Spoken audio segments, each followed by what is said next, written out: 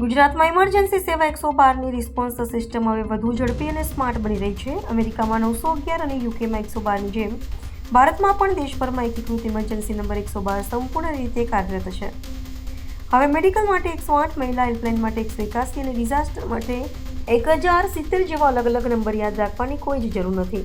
આ એક જ નંબર પર ઓલ ઇન વન સર્વિસ મળી રહી છે. ભારત સરકાર દ્વારા જાહેર કરાયેલી આ સુવિધા ગુજરાતમાં અદ્યતન ટેકનોલોજી સાથે કઠવાડા ખાતેના નવા 112 કમાન્ડ એન્ડ કંટ્રોલ સેન્ટરથી સંચાલિત છે. 31 ઓગસ્ટે લોકાર્પણ થયા બાદ આ સિસ્ટમ પૂર્ણ ક્ષમતા સાથે ચાલી રહી છે, જેમાં રાજ્યભરની અંદાજે 1000 જેટલી PCR વેનો GPS ટેકનોલોજીથી જોડાયેલી છે અને કોલ મળતા જ સીધું નજીકની વેનને તરત એલર્ટ કરી દેવાય છે. આ અદ્યતન સિસ્ટમને કારણે પોલીસનો રિસ્પોન્સ ટાઈમ, જે શરૂઆતમાં સરેરાશ 30 મિનિટ અને 112નો રિસ્પોન્સ ટાઈમ 24 મિનિટ હતો, તે હવે ઘટીને માત્ર 12 મિનિટ પર આવી ગયો છે અને તેને 10 મિનિટ સુધી લાવવાનું લક્ષ્ય છે.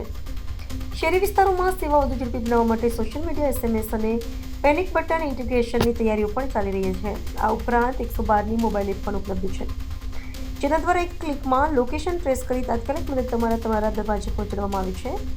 સરકારના દાવા મુજબ 112 જનરક્ષક તરીકે લોકોનો વિશ્વસનીય સહારો બની રહ્યો છે. યાદ રાખો, કોઈપણ ઇમરજન્સીમાં માત્ર એક જ નંબર 112 ડાયલ કરો, કારણ કે સમયસર કરેલો કોલ કોઈનો જીવ બચાવી શકે છે. ગુજરાત રાજ્યમાં મેડિકલ ઇમરજન્સી માટે 108 નંબર, મહિલા હેલ્પલાઇન માટે 181 નંબર, પોલીસની હેલ્પલાઇન માટે 100 નંબર અને ડિઝાસ્ટર માટે 1070 આવા અલગ અલગ અને ફાયર ડિપાર્ટમેન્ટ માટે 101.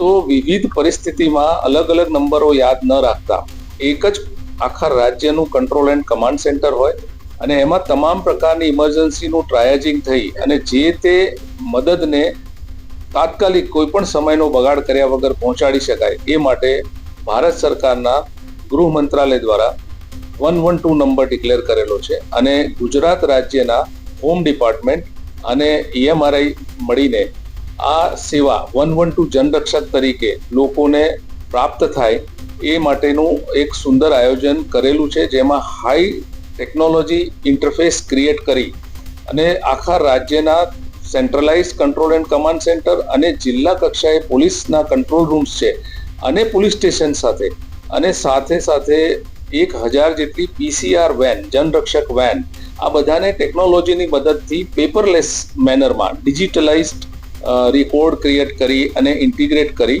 અને કઠવાડા ખાતે એ 112નું કોલ સેન્ટર કાર્યાન્વિત કરવામાં આવેલું છે.